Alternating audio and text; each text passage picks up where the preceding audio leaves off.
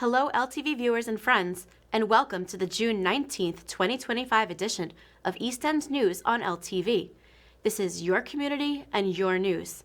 I'm Christine Sampson. A tragic story out of Springs this week. A 19-year-old East Hampton girl has died in a crash, and the 18-year-old man who was driving the car is facing a felony charge of drunken driving under Leandra's Law. Correspondent Dara Berger has more on this story. Flowers adorn the spot where a precious life was lost, and so many others changed forever. East Hampton High School student Scarleth Urgiles-Samaniego passed away in a tragic car accident just days ago. She was only 19 years old. It's easy for anyone to see that the community is heartbroken and still reeling from the tragedy. There was a moment of silence for Scarleth during a town hall meeting after the town supervisor gave an emotional statement. There are moments when words fail. This is one of them. Our community is heartbroken. We are mourning the loss of Scarleth Urgiles, a 19-year-old young woman whose life ended far too soon. We are praying for those who were injured, and we are standing with their families as they face the unimaginable. According to police, another passenger in the car was airlifted to Stony Brook University Hospital with serious injuries, while the other occupants were taken to Stony Brook Southampton Hospital. This all occurred after the vehicle they were riding in flipped over and hit a tree.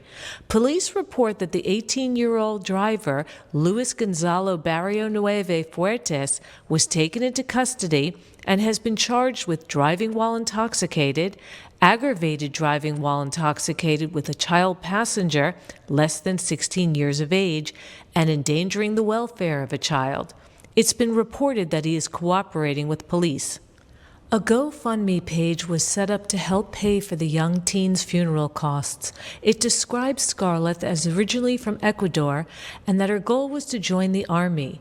It continues that her dream was to buy a house for her mother and describes that she tirelessly volunteered, taught, pursued, and creatively made a difference in the world.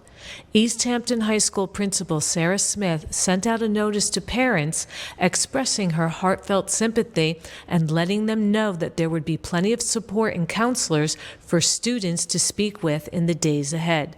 To Scarlett's loved ones, please know that you are not alone. We grieve with you. We ache with you. And while nothing can ease this pain, we hope you feel the strength and love of the community around you. We will walk with you through this together. To the families of those who were injured, please know this community is thinking of you. We are holding you in our hearts and hoping for healing and strength. Your children matter to all of us, and so do you. Dara Berger reporting in East Hampton for LTV East End News. Our correspondent Dara Berger was also at Town Hall on Monday, June 16th for Emergency Preparedness Night. You could never be too prepared. Well, that seems to be the motto of Suffolk County, which is why they held an emergency preparedness meeting at Town Hall in East Hampton. East Hampton is especially vulnerable to natural hazards like storms, wildfire, and coastal flooding, and those threats are increasing with climate change. The goal tonight is to make sure every resident knows how to prepare, where to go, and who to turn to when emergencies happen. I think number one is that emergency preparedness starts at home. Understand what, sort of resources you might need in the event of emergency in terms of water, food supplies, your emergency contact list, medication supplies, things like that. These are responsibilities that fall on us as individuals in the town. Our Office of Emergency Management goes all throughout the county trying to educate residents on how to be prepared, stay informed, and know your zone. The zone she is talking about is your evacuation zone, and they also showed a map of all the locations of the shelters throughout the county in case you were to need one. We like to have an emergency kit for our cars, God forbid we get stranded outside, and for our homes, as well as our pets.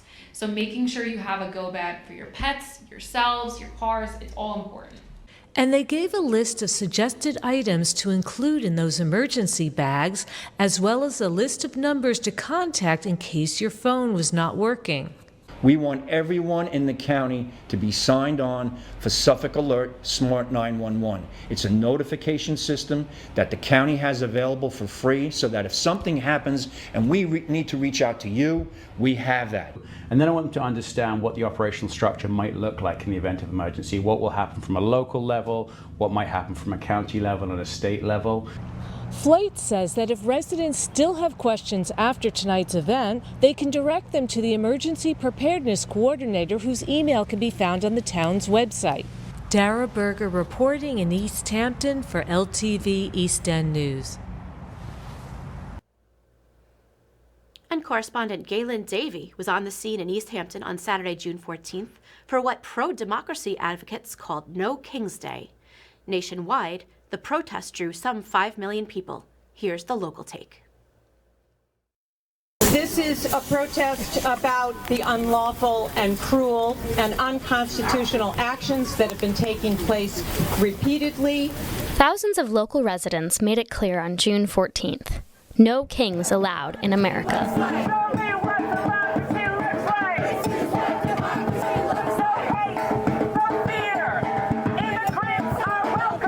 As part of a nationwide protest against the conduct of President Donald Trump, community members of East Hampton gathered in front of the East Hampton Town Hall to make their voices heard. Peaceful protests directly opposing President Trump's 79th birthday celebration occurred all across the East End, from Riverhead to Southampton to Sag Harbor and more. These protests were among the over 2,100 separate but simultaneous protests nationwide, according to the ACLU.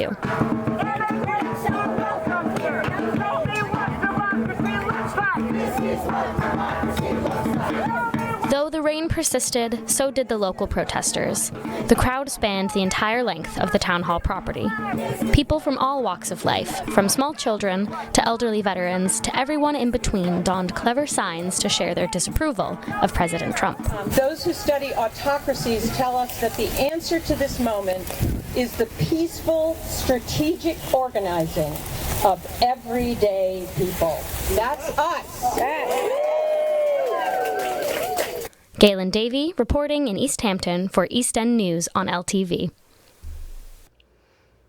In other local headlines, the Amagansett Life Saving Station and Coast Guard Museum has a new piece of history on display. On June 14th, the community gathered to christen a replica of the Bebe McClellan surfboat, a vessel that could be launched from the beach to break into waves and help save lives. The boat design became the model for surfboats, which were used along the coastline, on the Great Lakes, and even into Canada. The original boats were built between 1879 and 1918 by Frederick Bebe, who made 1,000 of them out of his boat shop in Greenport. Town officials gathered on June 14th with the Life Saving Station's board and community members to officially christen the replica boat. Built by Bobby Staub, this one is slightly smaller than the original, but can still be taken out on the water. Isabel Carmichael, a board member of the Life Saving Station, told East End News that it is a lovely boat that can be taken to parades and used in demonstrations at the museum. It measures about 25 feet long, weighs about 1,300 pounds, and accommodates up to 4 sets of oars.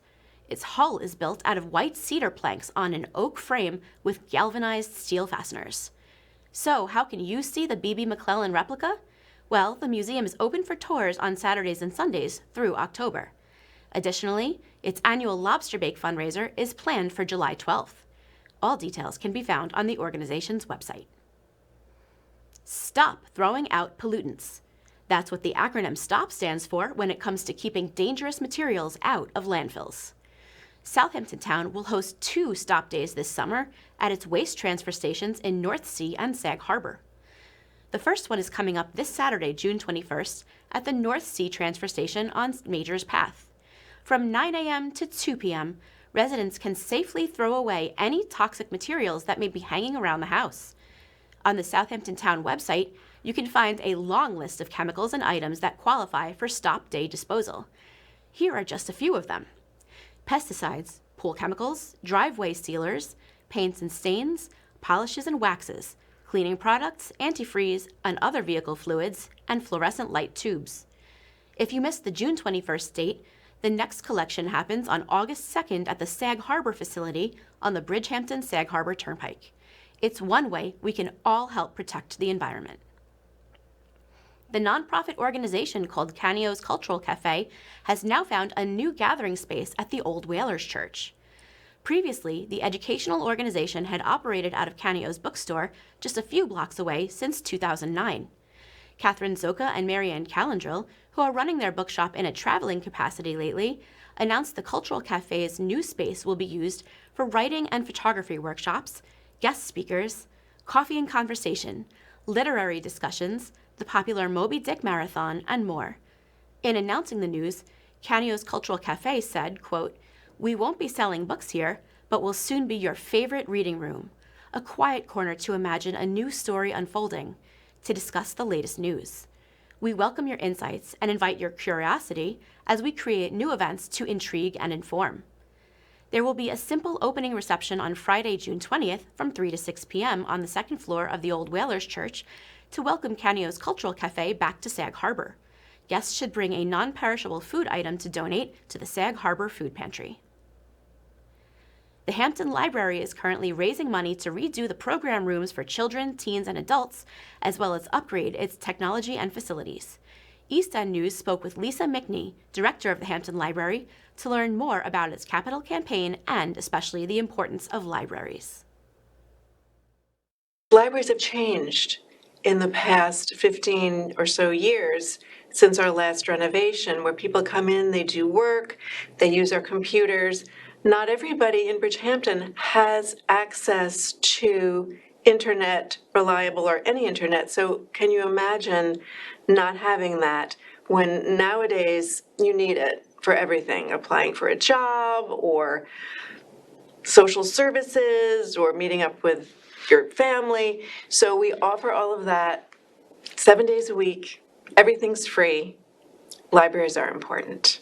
I'm very excited about a capital campaign that we are running that we started officially a year ago, which is to raise $1.985 million for some very much needed interior renovations for our heavily used spaces, such as our children's room, which is a very, very busy place. I like to call it the busiest, happiest, noisiest place on Main Street, as well as our Alan and Arlene Alda Literacy Room, where we hold ESL classes, other language classes, Spanish, French, Italian, our poetry group, and we don't want to turn people away, but we are so busy now that we actually are turning people away from programs because we do not have the program room space to fit everyone, and we do not like that.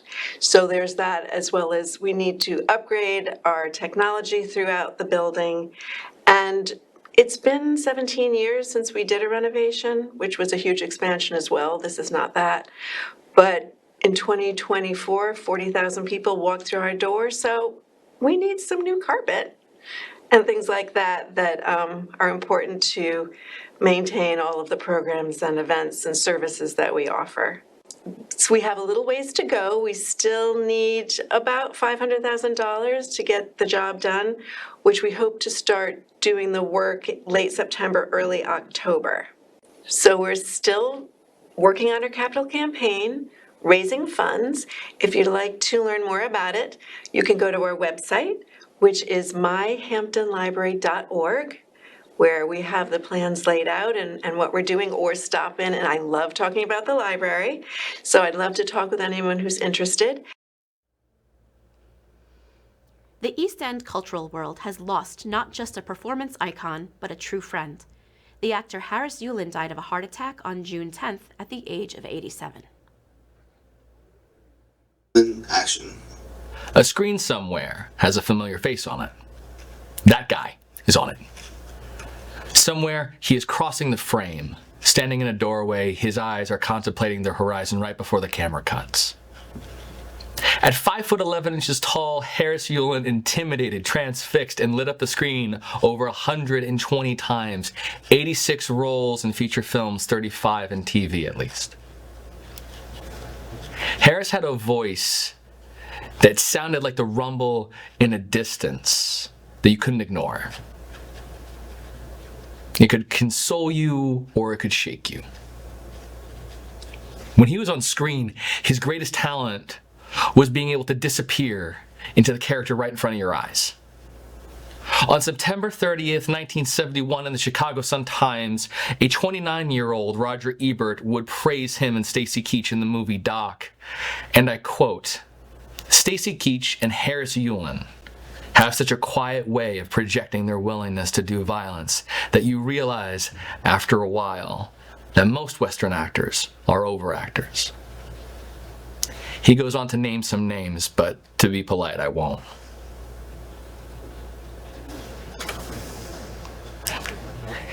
In life,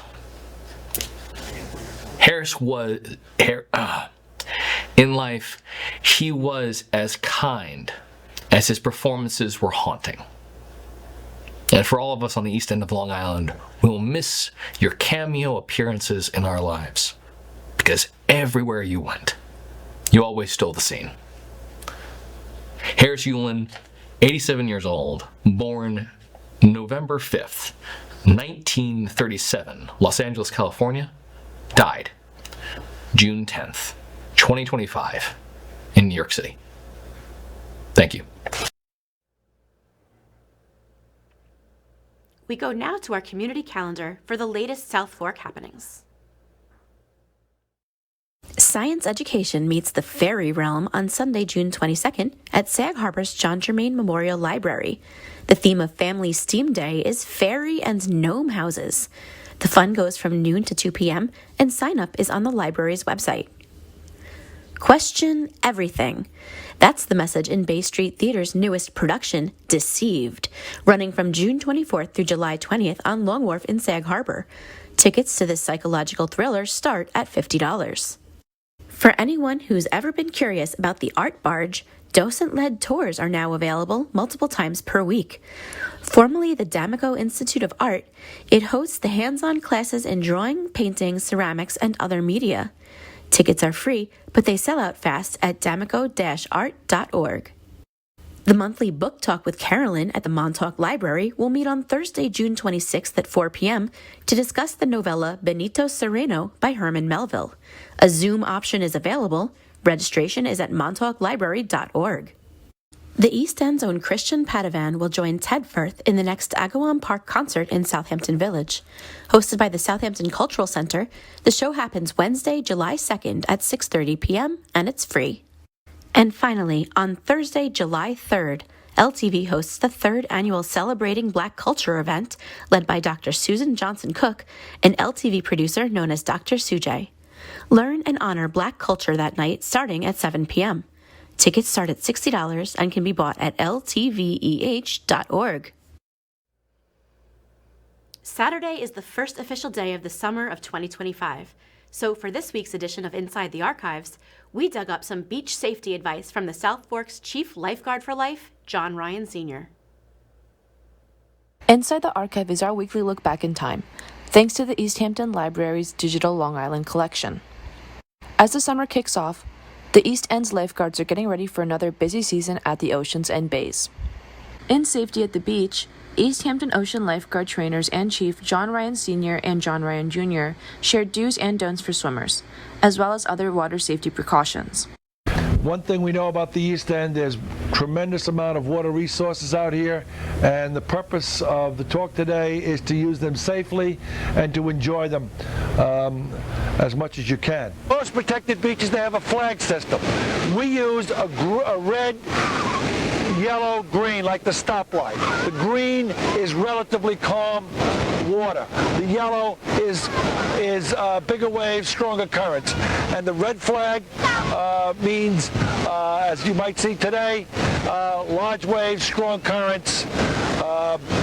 And there's also a no flag day where the protected beach removes the flag and recommends that no one go beyond their knees that particular day. When you go to the ocean, you should be concerned about the water conditions. You should be aware that we know the ocean changes. The two major weather factors that impact on the ocean are the wind and the size of the waves.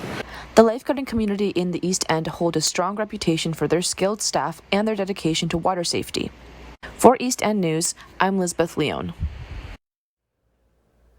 Thank you for watching this week's edition of East End News on LTV, delivering the news you need through the power of public access television.